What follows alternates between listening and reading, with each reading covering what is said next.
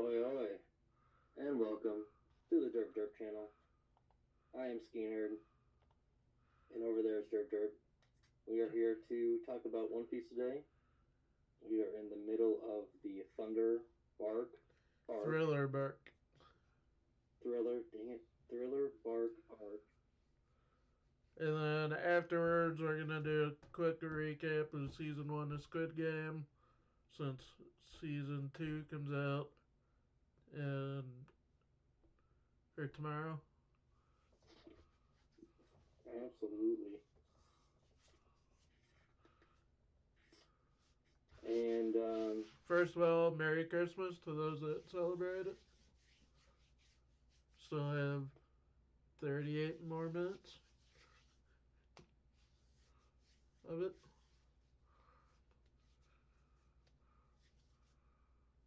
and that's it, and then you're done. Unless you're on the West Coast. Then you have 2 hours and 38 minutes. Well, Mountain Time. Or if you're in Hawaii. Or just on the edge of that line that separates you and the next day. Whatever that is, I don't remember what it's called. Meridian line. Anyways, all right, let's get into it. We're reviewing 250, or episodes 251 to 256, or 266, 366. 366. Wow, we watched so many episodes. And there weren't. so everybody knows I just got done working a 12-hour shift, so my words may not make sense. Okay. All right, so the first thing we're going to talk about is the new characters that I mentioned. There's not a lot, so this will take 2 seconds. They mentioned Laboon again, and for those who don't remember, Laboon is the whale. When the Straw Hats came to the Grand Line, first thing they met was Laboon, the whale. And they go over the fact that Brooke was in the pirate crew that befriended this whale, and they left about 50 years ago. And Brooke is the last surviving member of that crew. And his goal, ever since he died and got brought back to life, was to see Laboon again. And that's what has kept him going, which is really nice. So we got Laboon, we got Doppelman, which is a Moria's shadow, like shield thing. And the last one is Lieutenant Hippo Gentleman, who is one of Perona's bodyguards. Okay. So let's do a quick synapse or synopsis of said episodes. So we got beginning off, we got Brooke versus Ryuma 1.0, and that was the story of him facing him the first time 5 years ago. And there's a little flashback in there, and he lost. And and he said, "I'll leave this island, and I won't come back." And Reem was like, "All right, cool." And so 5 years later, he comes back, and he faces Reem again, and he loses again. Even though he's trained for the last 5 years, he still loses because he's facing an actual legendary samurai. Let's see. Luffy, Sanji, and Zoro, they're on the Sunny.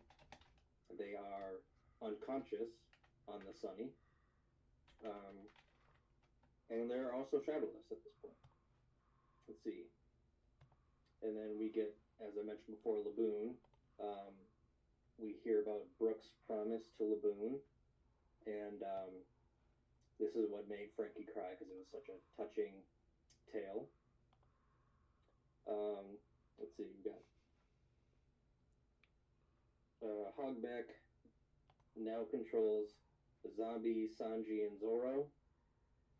and they are given to him as things are happening.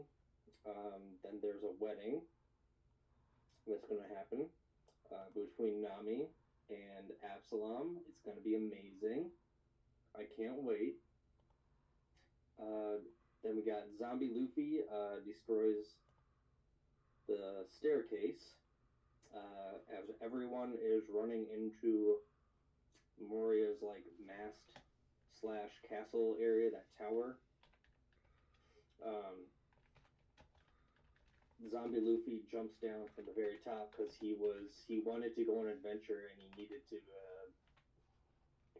look from the top mast basically. And so when he's done with that, he just jumps down and conveniently it's when everybody's running up the stairs. So that happens. Let's see. Oh yeah, Frankie builds a bridge in like 2 seconds. Like the bridge is gone, and he just builds a bridge like really fast. He's like, yeah, there's a lot of scraps around here, so it was a little bit of build a bridge quick. Okay. Um, oh right, there's a strange current because Zombie Luffy decided because he's going on an adventure that he's going to change where the ship is moving. So he moved the rudder by moving this like chain wheel, I think is what you call it, and everything started like being all bumpy and stuff like that, and affected with certain plots in the story. Um, let's see. Oh right, we get Zoro, Shadowless Zoro. He likes Ryuma's sword, which is called the Shusui, and it is a legendary sword. It is a one of the great grade. It is one of the great grade blades. It is a black blade with reverse saw on it, and it looks really fucking cool. I mean, sorry, this is for kids. Really freaking cool. Um, so that's fun, and we'll get more into that a little later. Because they get in a huge fight. He and Zoro and Ryuma, and that is one of the coolest fights in this in these 15 episodes. Let's see. Oh, then we learned about Sanji's bad blood with Absalom, and his bad blood is that he wanted the power to turn invisible, but since quote uh,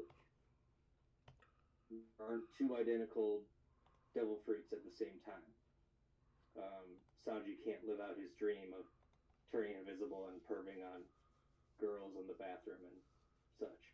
And But you we basically learned what? er, and you got your answer from last week about how some people know like what each fruit does because there's records, like pictures and Yeah, records of them. You finally got your answer about that. there's like an encyclopedia, I Yeah, guess, of different fruits. because you And were so I, asking about that last week, yeah, I was. and So like I that's mentioned, why I didn't answer because I knew we'll get we'll get more into that a little bit later too. But I do want to talk about the devil fruits and stuff.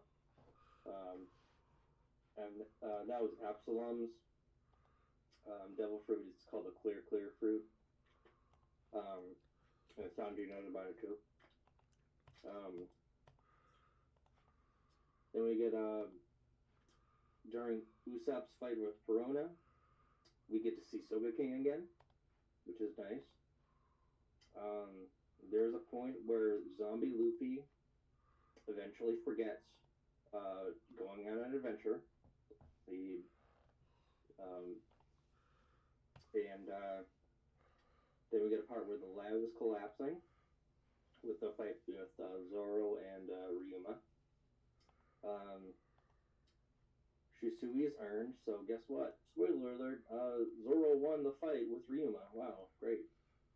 Um, and because of that, Brooks gets his shadow back.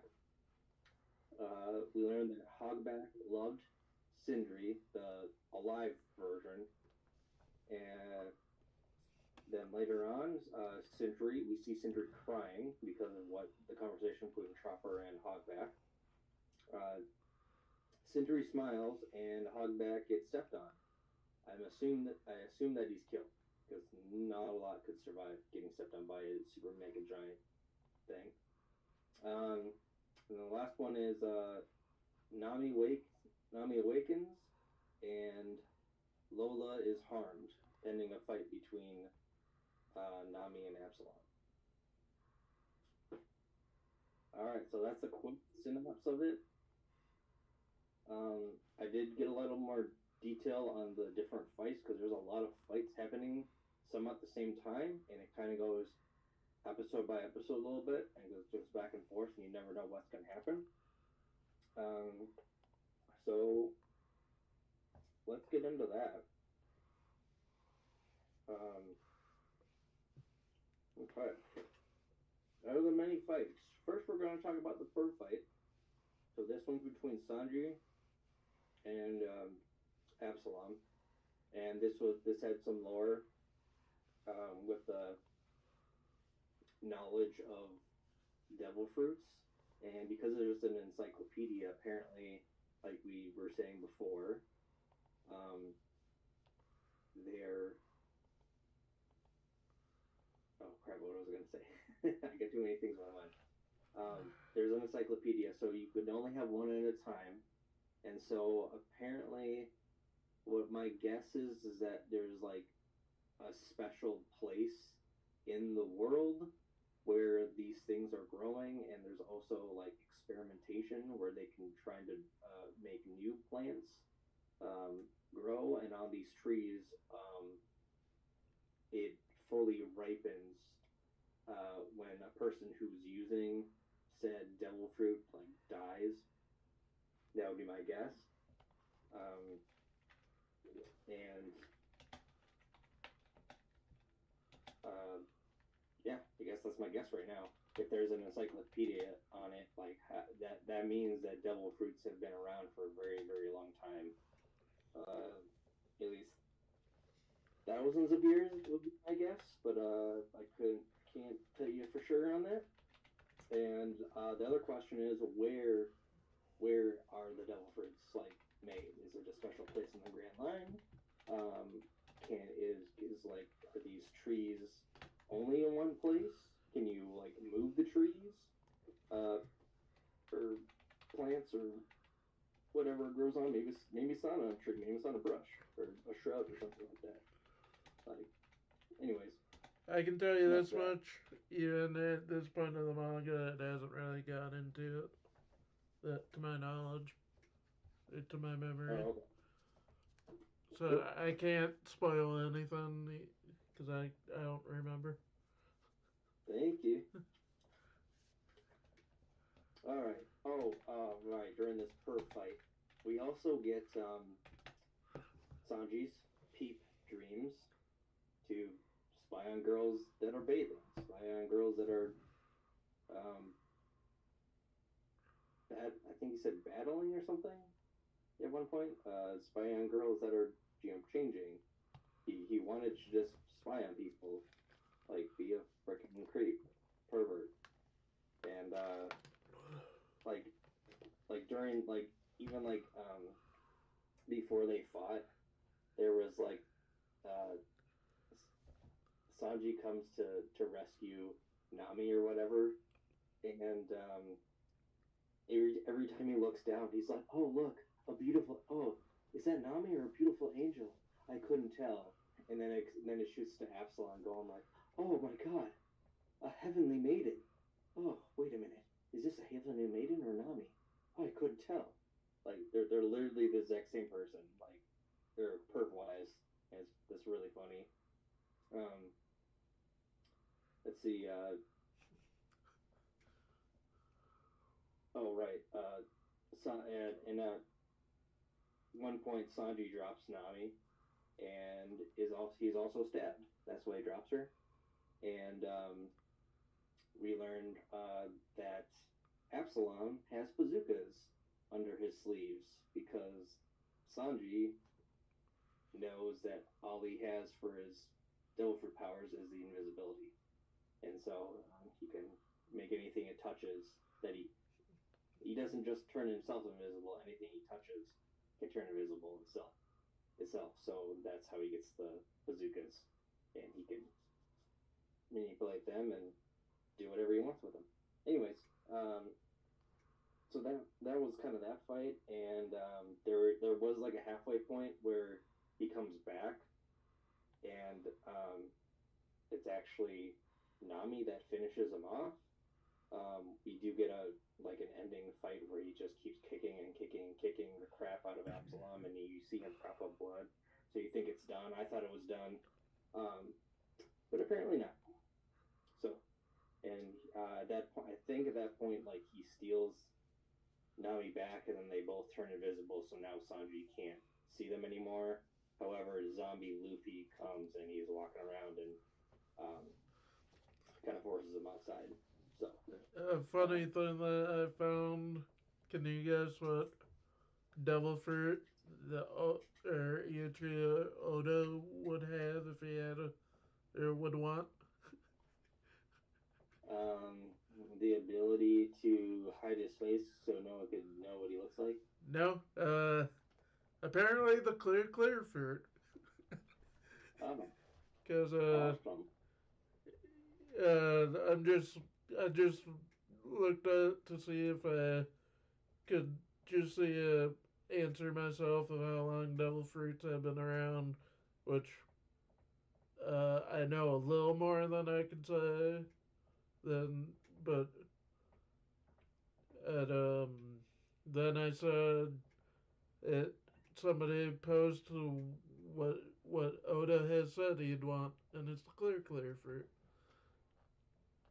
Just that a fan assumed that that's what he'd want, and his response was, "Hey, what's with the instant jump to conclusions? You're correct." That was his response. Nice. Well, we all know what he's thinking about. Probably Just, sneaking in the banks at night. just Um, because that's the devil fruit you're recently talking about, so I thought I'd throw that in. yeah, nice. That works. Okay. So let's get into the next fight that happened. This one will be the Usopp versus Corona fight. So in this fight, there's like two different parts.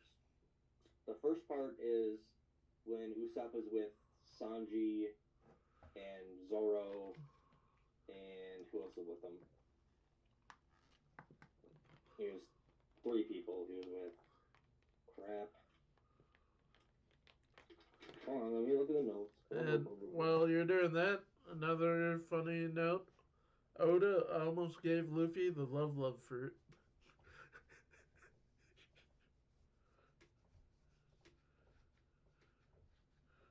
Love tree. Okay.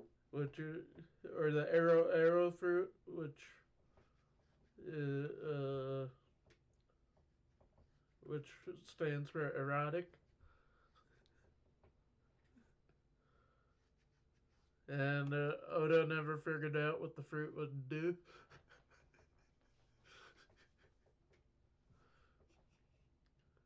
Hmm.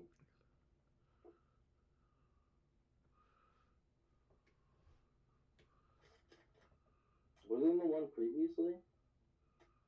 Could have been. Well, it doesn't really matter. No, But it was I it's think a it was Sanji, Zoro, and whoever. Oh, and Frankie. That's what it was. Sanji, Zoro, and Frankie in their room.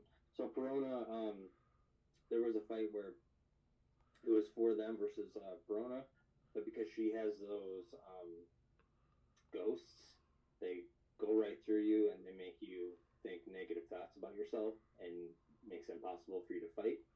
Um, Usopp was immune to that because he's always thinking negatively about things. And So then he's like, oh yeah, you got, I'll handle it from here. You guys go on ahead. And they're like, oh, thanks, Usopp. You're the one that can take her on. And not realizing that there's still zombies there, and Usopp doesn't want to face them alone. Um, he just kind of said that to look cool. He's like, wow, I'm the only one. Everybody has to rely on me now. Isn't this awesome? Um, kind of thing. And let's see. Um, oh, right. Next fight. So he's able to take care of that. He shoots salt into their mouths, and half of them go down, and then he's like kind of running around, and she realizes, oh no, you're immune, and she starts running away. I think this is kind of reiteration of what happened last time. And so this is the part where she starts running away, and he's able to stave off of Kuma. What's the name? Kumashi. And sets him on fire, and he sets oil on the ground, and sets that on fire, and he's like, "Ah, you can't come past here, so I'm gonna go attack Perona." And then Perona, he comes up to a window, and Perona's like flying around, and everything he shoots at her like isn't going through, and he's freaking out, and he's about to um, actually get pounded by Kumashi, who the fire settled down, so he can come back through, and he's about to get hit. However, he thinks instead of he's basically given up. So then he puts on the mask of Soga King, and that gives him boost confidence, and he's able to put a salt uh, pellet in Kumashi's mouth, releasing his uh, shadow. And he basically talked himself into into figuring out how to defeat Perona by putting on that mask. That's how great that is. Um, just his ability to do that. Let's see. So there was Soga King, Hidden Room, Impact Dial, and the 10-ton hammer. That's what that's what basically happened in this fight. As soon as he got his confidence, he thinks through it like, oh, when I was chasing her, um, I could hit her, but what happened that was different? That all of a sudden now I can't hit her, and it finds out that she can.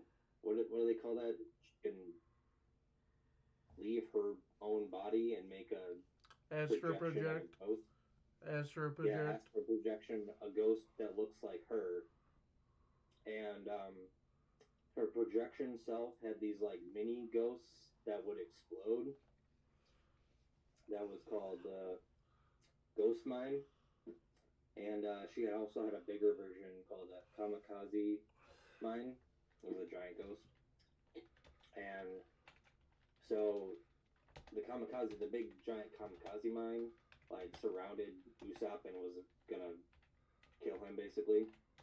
However, he used an impact dial to absorb that damage.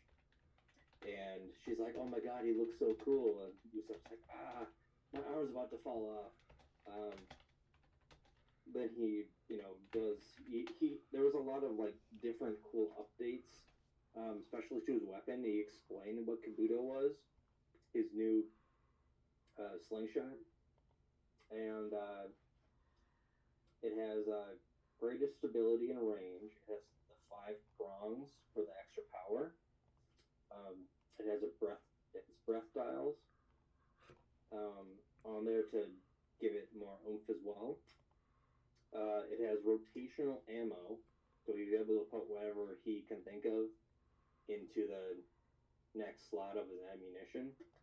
I don't know if that's on the shaft of this Kabuto or if it's just on his side on a pouch or whatever, but it's still really cool. And they all have different effects. They got flame, flash, which is lightning, impact, and they're all enhanced ammo. And so we got to see like examples of this.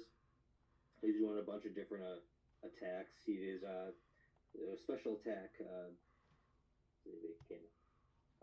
Shallow tail meteor, mantis meteor, dragonfly, mayfly, and there's a bunch of different new. Hop on Um, Discord if you want to, Mike.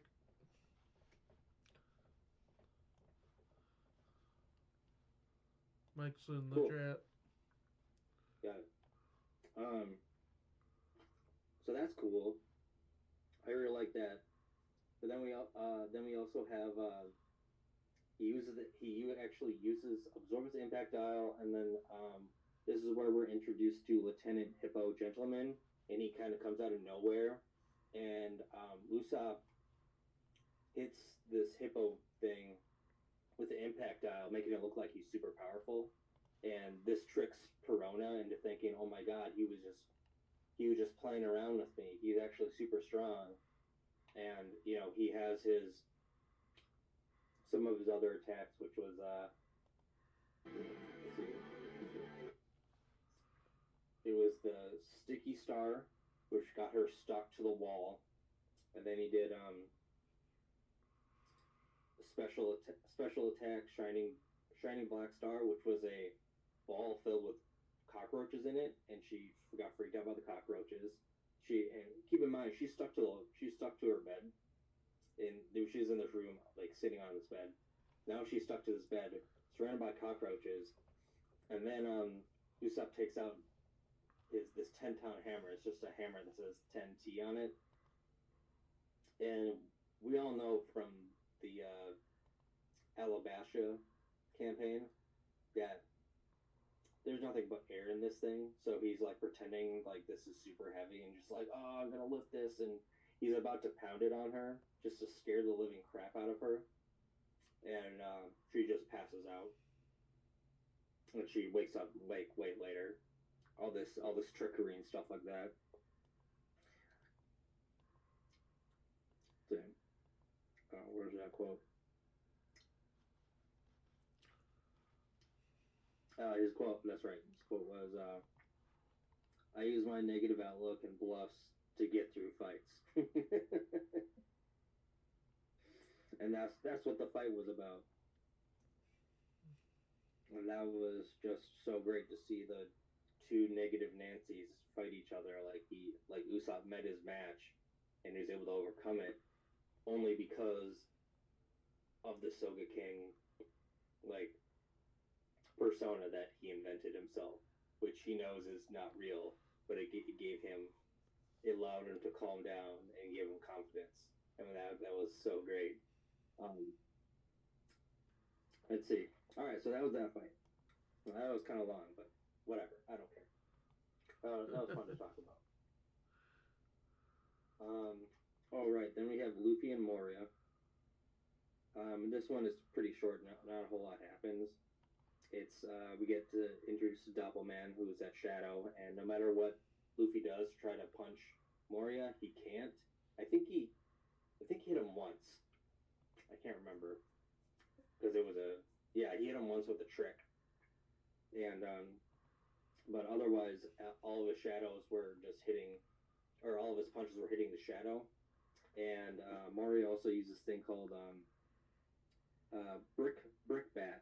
There's these dots of shadow that turn into bats, and they just keep biting Luffy. And Mario just started just laughing the whole time because he's like, "You can't hit me, like you can't win. There's nothing you can do."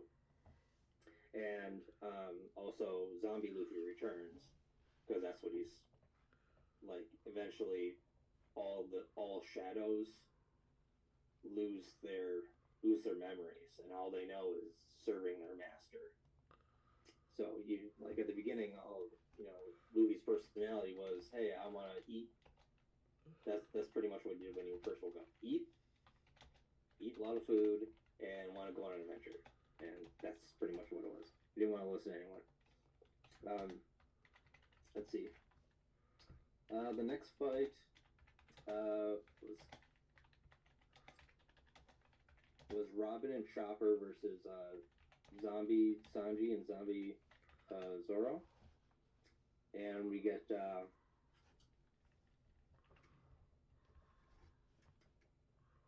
Zombie Sorrow, Zombie Sanji kicks Robin. That was very surprising. And even then, they were figuring out that the shadows lose their memories. It didn't look like it took too long, just a couple hours, but eventually happened. And we got, oh, right, Robin tricked Hogback into saying a command. She's like, oh, you should probably say your next command. You just probably tell us jump out the window. I dare you to. And he's like, all right, I want you to jump out the window. And he accidentally says it to Sanji and Sanji and Zoro. Um, and so they jump out the window at the same time, and they were kind of fighting with each other, saying go after the pests, and they thought each other were pests. So that was great. Kind of the oil and water effect of Sanji and Zoro, and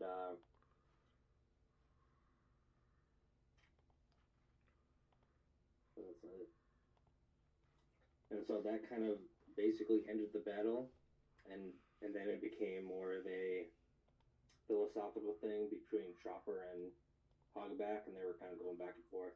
We'll talk about that in a little bit when we get there. The next fight was Zoro versus Ryuma, and there was a crap ton of cool moves in this. I had to write them all down, and there was a lot because each person had a cool move to say, kind of thing. Um, but in the end, basically, Zoro earns the Shusui. He wins the fight, and the fight only took like 5 minutes, which is pretty crazy. But here's some of the moves. Let's see. Oh, here it is. Dawn Song, right-handed strike, prelude to Iron, uh, three sword style, or is it two sword style? Huh. I should make that. I should change that. Anyways, two or three sword style, Flash, Demon Bear, Gavote Bond, and Avant. Uh, two sword style, Sword Draw Rashomon, Polka continuation. Hey, Butters. Um, one sword style, Searing Dragon, Notch Slash, Blaze, and that's kind of the last attack, and they're basically just like punching each other, punching and punching and punching, just throwing haymakers at each other with their samurai's swordsman skills. And Zoro comes out on top because he sets one of his moves had a flame element to it, and he set Ryuma on fire. And Ryuma understood, like, you have bested me. You have earned the sword Shusui. Was that what it's called? Yeah, Shusui. And it's a really cool sword. And that's Zoro's replacement. Hooray. Um, so, and that was it for all the fight. Or no, we had one more fight. Sorry. Uh, Nami versus Absalom. We had a thing where Nami actually wakes up, and there's this like running theme where Absalom is trying to kiss his new bride, which is Nami, and he just can't do it. The first time um, was when zombie Luffy jumped down on the stairs, causing everything to shake. That was first time. Second time was when Hilton came in to try to talk to Absalom, saying like, "Hey, I need to find Moria. Do you know where he is?" And he accidentally kisses Hilton, and the winged monster guy. And the third time, Nami wakes up and she was like avoiding all his kisses. And then Lola comes in and she's just like, "Oh my god, I can't believe you turned against me." And she's trying to like save Nami, and at that point, Absalom attacks Lola and pisses off Nami, and like, but knocks her, basically almost knocks her out pretty much. Pisses off Nami, and she does one thunder attack, and he's so delusioned because he sees a pretty girl, he thinks that she's jumping into his arms, but she's actually attacking him. And so, like, one electric attack from her thunder charge from her climb attack knocks him out. And this is Lola's opportunity to get married. Haha. To get that thumbprint. So, all right. So that's fun.